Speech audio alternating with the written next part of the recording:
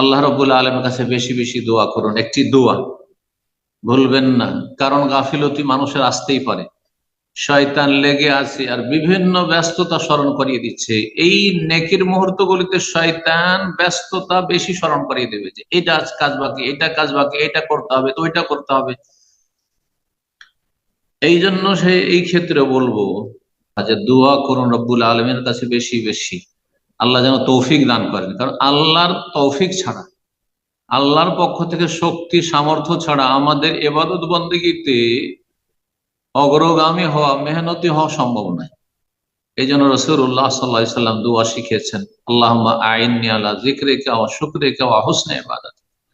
আল্লাহুম্মা আইন্নি, হে আল্লাহ আমাকে সাহায্য করো, আল্লাহ আমাকে সাহায্য করো। আল্লাহুম্মা আইন্নি আলা যিকরিকা, তোমার জিকির আজকারের জন্য, ওয়া শুকরিকা, তোমার শুকরিয়া আদায়ের জন্য, তোমার যে নিয়ামত